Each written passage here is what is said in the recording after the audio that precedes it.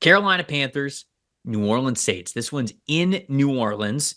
Carmen, we know this division very well. These are two teams that aren't at the top of the division, but the Saints are certainly looking to compete this year. We'll see if they can. What's the matchup that matters for you in this one? Yeah, I'm going Jadeveon Clowney and Derek Carr and trying to disrupt what Derek Carr can do. He's fine against pressure. So he's 13th in adjusted completion rate among quarterbacks with at least 100 pass attempts. So he's 15th in passer rating, 15th in passing grade when facing pressure. So he's very middle of the road, the picture of average. And I think that that's a really good way to make him average and make sure that, he can't get the ball out to his receivers. And Jadeveon Clowney is going to be a big part of that as part of this Panthers defensive line now, which couldn't really muster a whole lot of pressure. Couldn't really muster a whole lot of anything. Yeah. As the team was just abysmal last year. So this is the first step in seeing if the Panthers rather have really improved. And it's going to come, like you said, against a division opponent that you should know really well, even at the first game of the season. I think that's kind of the differentiating factor when you have a division opponent in week one. Usually you don't really know what you're going to get, but division matchups are just a little bit more familiar, and there's whatever carryover there is from the year before, you can kind of count on that when you have a division team, when you open with a division team. Yeah, man, Clowney's going to be interesting. I don't have faith in it. Let's be clear here. I don't know that I have faith in it, but we're gonna see. And that's it's tough because it's not that I don't necessarily have faith in Clowney, but Derek Brown is a stud in the middle, but I don't know how much Derek Brown alone is even a plus factor for Jadeveon Clowney. Who it's not like Jadeveon's been a sack master his whole career. I think that's been a part of criticism against him being the number one overall pick is people wonder why isn't he the sack master, and instead he's just a really great high floor run defender, and he can get after the quarterback as well, but not at the rate maybe people thought that he could.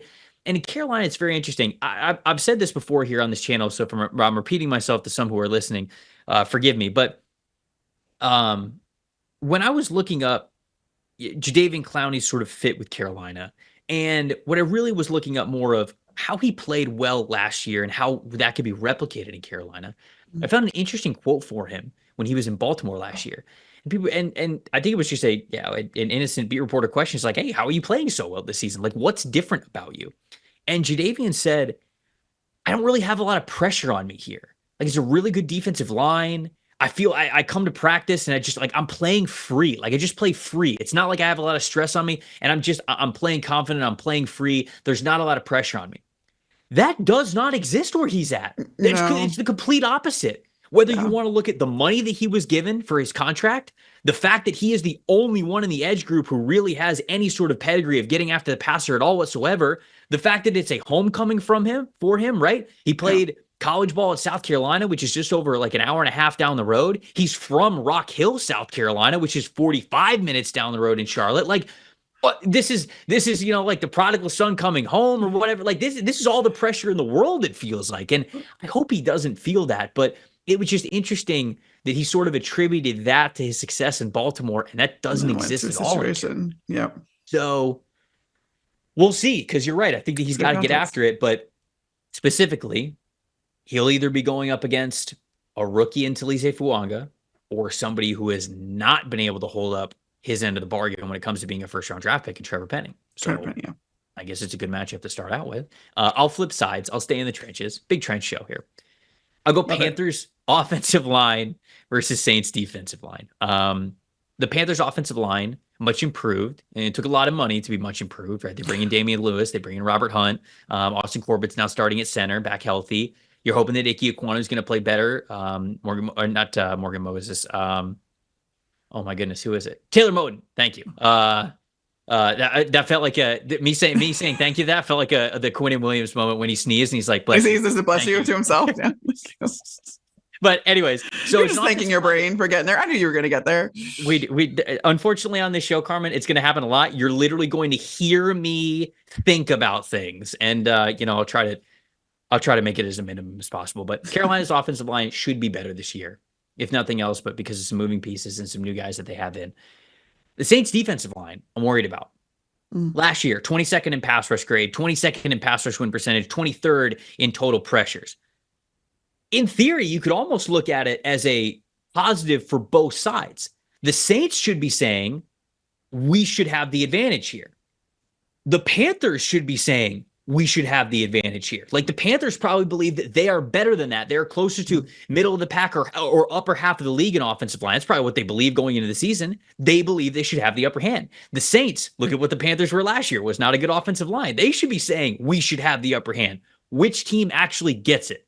That is a big time matchup that I think matters, obviously, because Carolina's offensive line is going to mean a lot towards Bryce playing well, having the time, being a little bit different this year. But who's your plus factor in this game? Well, on that note, my plus factor is Ekwonu. Oh, and it's transition. Look at the transition. Look at the synergy. This wonderful synergy.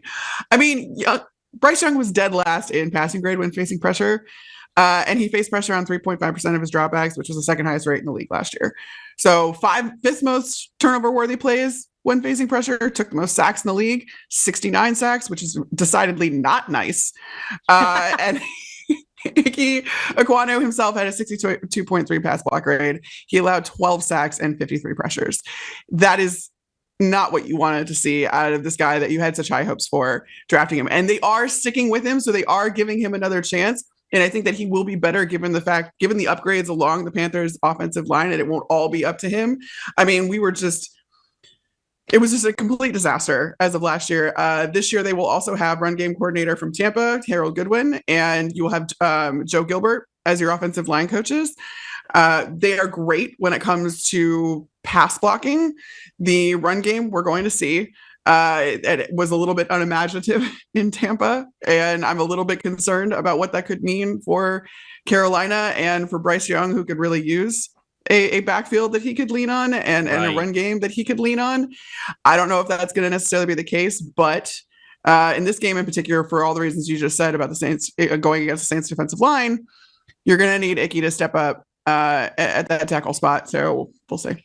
I think that yeah, it's why I've talked about Jonathan Brooks as sort of like a sleeper fantasy player for this team. Is like, whenever he comes back this season, they will need him. They will lean on him as the guy who was the best running back in college football last year, or at least I should say the best draft eligible running back in college football, because we had some good sophomores as well. But my plus factor, I'm going to stick with the Panthers offense. I think that it's Deontay Johnson. A little bit of a duh here. This one's a little bit more of an easy one to understand, but you go out and you trade for him for a reason, because last year it straight up was not good enough. You draft Xavier Legette when you did, because last year it straight up was not good enough. And they've got some guys who are still in the building from last year, but ultimately I think the top two guys in targets, all due respect to Adam Thielen, should be Legette and Deontay Johnson this year. So Deontay Johnson being able to come out and play well against a pretty good and aggressive secondary. I know it's tougher to do in New Orleans because that place gets lively. And me and you have been there covering Bucs games. I mean, when I keep wanting to call it the Superdome. Is it technically the Superdome? Just the sponsor is different? It's the Caesars Dome, the right? Caesars Dome. Yeah. Caesars Sportsbook Dome? I'm going to keep calling it the Superdome, actually. I think everybody still calls it the Superdome. All right.